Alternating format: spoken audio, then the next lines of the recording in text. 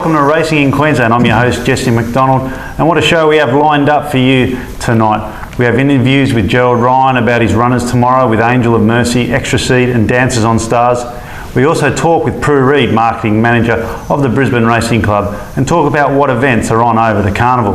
As well, we take a look behind the barriers and give you a close insight into what happens and how dangerous job the barrier attendants have.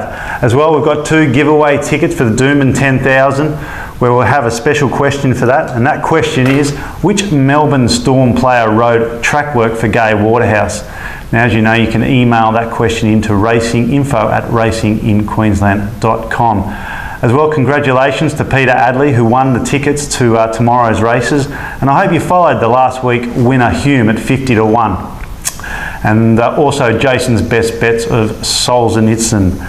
Now joining me is 3-time Sydney Premiership winning jockey and Brisbane Premiership winning jockey Larry Cassidy, and welcome, Larry. Thanks, Jess. Thanks for having us back, and it's great to be back for season 3. No, well, you're going to be joining us over the carnival, and it's always a pleasure to have your expert insight look into what's going on behind the scenes. And also joining me is Brisbane's leading trainer, Robert Heathcote. Welcome, Robert. Thanks, Jess. Pleasure to be here. It's an exciting time of year for racing here in the local scene, so yeah, exciting.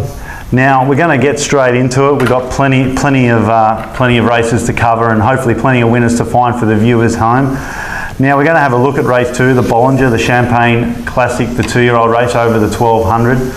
Now, just quickly going into it, have you got any runners in it, Rob? No, I don't. I've had runners in the past. In fact, I won it a few years ago. In fact, quite a few years ago now, with a mare of mine called Chenna. She won the Champagne. In fact, it was my first group winner as a trainer many years ago. Oh, right. And who rode it? Good crack, Scott Seamer. And what price? In fact, that I came about 10 to 1, I think. I remember it was belting down with rain, and I paid up 10 grand for a late nom. And when the rain came, I asked the club, can I have the money back and we could scratch it? They said, no, you have to run. We won the race, good memory. Oh, nice. And Larry, have you got a ride in the race? Yeah, I ride a horse called Max Addiction. He won on the cushion track at Toowoomba. He probably looks a bit outclassed in this, but look, you've got to be in to win. And just refresh Rob's memory, I actually won the race for him on Fun Tontes, who's actually going around again Saturday. So. Oh, there you go. Yeah, thanks, Larry. I'd forgotten about that one. A short-term memory loss, Rob. Get on the fish oil. Now, looking at the race, after talking with Gerald Ryan during the week, I like Dancers on Star. It's drawn the 2. It's got Glenn Schofield on board. It's going to be very hard to beat. The best horse to beat in the race is probably Sizzling from the Kelso Wood stable with Chris Muntz aboard it. Jump it or run. I'm not sure. Do you think it'll lead or come from behind? What's the drawn? I think it's drawn 7. Yeah, 7. I think they'll take a set. Yeah, Larry? Yeah, he'll go forward and just take a set. And look, it was a great win first up, and look, he's an outstanding horse, and I can see him going on and winning better races than this. Yeah, no, definitely he's one to beat. But I just think, Dancers on Stars with Glenn Schofield and Gerald Wright said this horse has improved. So, yeah, I'm putting the improver on top to beat the horse with the form Sizzling and Nagura Burr for 3rd. Now the other race we're going to look at, the Hidden Roses over 2,000 metres, race 5. It's a tricky race. You don't have a ride in the race, Larry, but if you were to have a ride, who would you be riding? Yeah, I think the horse ridden by Chris Muntz, Miss Artistic, the New Zealand filly. She's got good form. She got actually interfered with at the first corner at the Gold Coast, and her run I thought was terrific, and I think she'll be very hard to beat.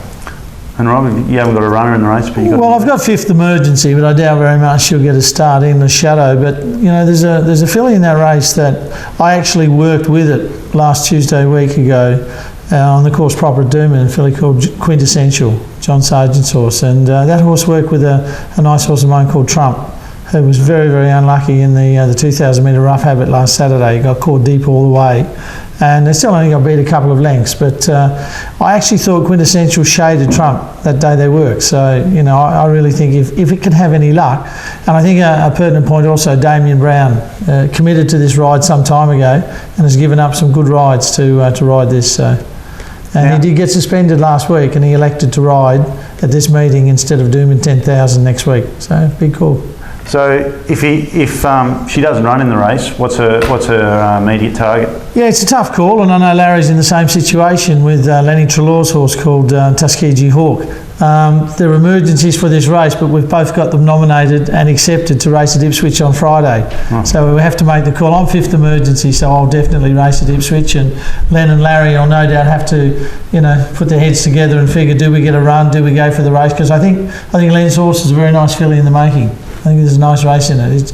His last 2 wins have been fantastic. That's Tuskegee Hawk, so they've got to take the punt. But if it goes to Ipswich, it's going to be very hard to beat. So maybe Tuskegee Hawk, Larry's a horse to follow for the punters out there. Yeah, look, she's a lovely little filly.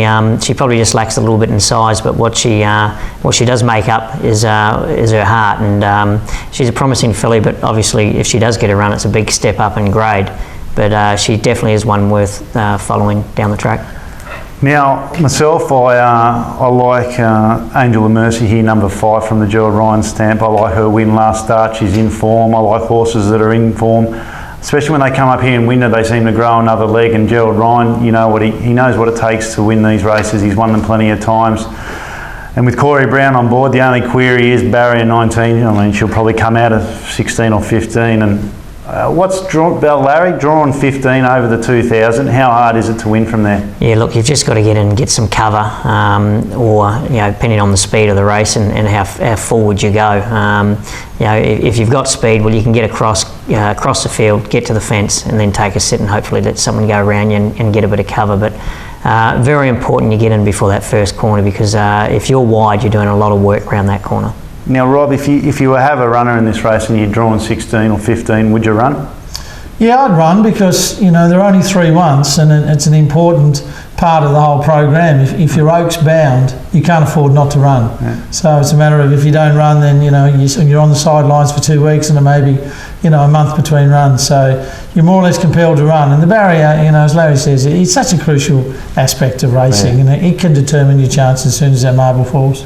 Yeah, no, I like Angel on Mercy on top from number 1 Dowager Queen. Now, this is the Rogerson-Friedman combination, an interesting combination. They haven't had many runners together, so it's going to be interesting to see how that pairs. I mean, they're both great Group 1 trainers in their own right, and very, very outstanding. And it'll be interesting to see how that combination works. I'll be waiting to see. And I like Larry's, if he was to ride one, Miss Artistic.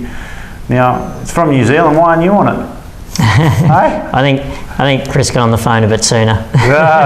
He's quick to get on those digits. Now we're going to go to an interview where I caught up with Gerald Ryan during the week.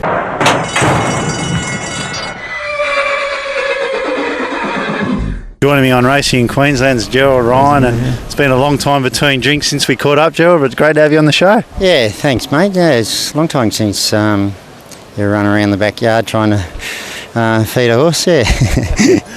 Those days are long gone, hopefully. Now you've just had a lot of, you're having a good run of horses, and you come up to an old hunting ground from years ago. You had a good horse win today called Angel of Mercy. What's her immediate future?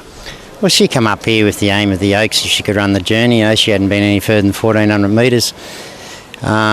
Been training her to get 2,000 metres while she was in Melbourne. A bit of a setback there, because we were going to run her, bring her home and run her in the Arrowfield, or the Vinery Stud Stakes there, 2,000 at Rose Hill, but she had a setback after Flemington, so we decided to just back off her and bring her up here and try and get her to run a bit of ground up here. And the first test at Doomben here was terrific, over 1,600, got back 57.5 on her back against the older horses. There mightn't have been the G1 older horses, but they were still older horses, and she's a 3-year-old filly with 57.5, and she gave them a start and a beat, and she won well.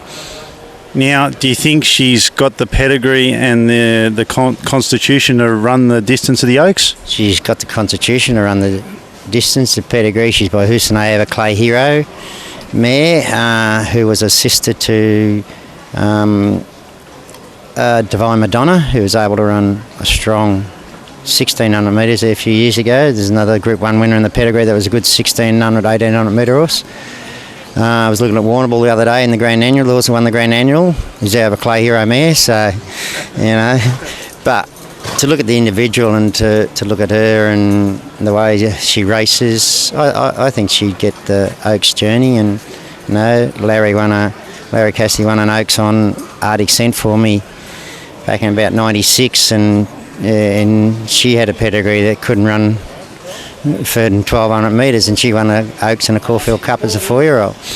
Now, has this horse have any resemblance to a mare that you once saw, filly called Monmeki?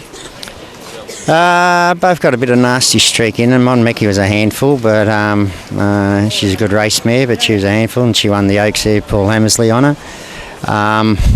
She had such an attitude, she would only go with Paul on her back. Just before she won the Oaks, Stephen King rode her one day and she ran 15 lengths last. So Paul had won 2 on her, was suspended, so we put Stephen King on her and refused to go for him. And then she came out and ran second in a midweek race at Eagle Farm. And then she came out and won the Oaks 10 days later with Paul on her as a 17-year-old apprentice. Yeah, I know. I was running around the back feeding her at that time, and I couldn't believe it myself. I didn't even have $1 on her. Now you got 2 other horses in your stable, Dance the Stars and Extra Seed, and they both look to be very good chances in the upcoming races that they'll be running in. Yeah, well, Dance on Stars, he had a couple of runs early on in the season as an immature, stupid 2-year-old, and spelled, come back, won the kindergarten first up, and didn't get through the ground at the Gold Coast last week. Ran second to Sizzling. Once he got out in a bit of ground, he got home good. And hopefully at Doomben next week in the 1,200 metre 2-year-old race, get a bit of firmer footing under his feet. And he's done very well up here. He's settled down heaps. He's done well. He looks good. He worked nice this morning, Saturday. A little bit of work he's done since last week. And I think we don't know what we're drawing. If you can draw a barrier, well, he'll be competitive. I'm not saying we can beat Sizzling. Sizzling's quite a promising horse, and probably as good a 2-year-old has been up here for a while. But he'll run well. He'll run honest, and luck in races, barrier draws and luck in races win races. And if he can get the breaks, well, he'll be there. He'll be there in the first 3. And the other one who ran 6 after a 10 months let up was a huge run. Extra Seed by Exceeding Excel. Yeah, he's by Exceeding Excel out of Extra Zero's mother. So he's also won 2 out of 2 of his last 3 last July. At Rose Hill he won, and then he ran, when we stepped him up to 1,300, and then he ran 3rd, and then he come back and won a 1,400 metre race there, and we spelled him. Just starting to get him ready for the order, and we just start to pre-train him, and he got colic and ended up having a bowel operation. So instead of having 3 months out, he ended up having 10 months between runs. So, but he ran terrific first up. He came up after 2 trials, and he got back. He's a horse that gets back. He ran terrific first up at the Gold Coast. Come from about 2nd or 3rd last, straightening up on that heavy track, and he hit the line really good. He ran 6th, probably peaked 80 yards out. He ran 6th, beaten 2 lengths. Done well since. He'll run in the Fred Best over 13.50, and providing he runs all right, he'll go on to the Queensland Guineas, and we'll see what happens after that. Well, Gerald, it's always great to catch up, and there's always a long time between drinks, but after Angel of Mercy showed no mercy, it's your shout for banana boats. No worries. Anytime, mate. Wins the BTC Cup. I think he would have done. I think he's got the credentials on the board, and he's head second to Haylist. I asked the question, would Sea Siren have pushed him to that close? I mean, admittedly, she was very, very, very dominant. It was a strong win, but maybe the race was set up a little bit too for the, with Adebisi going out. So I kind of picture in my mind where Buffering would have been. Maybe he's sitting outside Sea Siren. Maybe Nash would have, elected to be just in front of Sea Siren. But the fact that Scenic Blast, and full credit to Scenic Blast, he raced really well. Buffering did beat him by 7 lengths 10 days before, and he got pretty close to Sea Siren. So I'm confident we would have won the race. Yeah, no, as you know, viewers, I tipped Buffering a special, my best bet of the day, and I think he would have won, but others may think different. And now after the commercial, we're going to review the Fred Best Classic and the Doomben Cup. The Carnival is glamorous fashion and Group 1 glory. The Carnival is an event the whole family can enjoy. The Carnival is when all my hard work pays off. The Carnival is Australia and New Zealand's test match for horse racing. This Saturday, gather the family for Kirk's Doomben Cup Day. Kids will love the free carnival rides and activities with Westfield Chermside family fashions on the field and a fun atmosphere that everyone will enjoy. Tickets through Ticketek or visit vrc.com.au.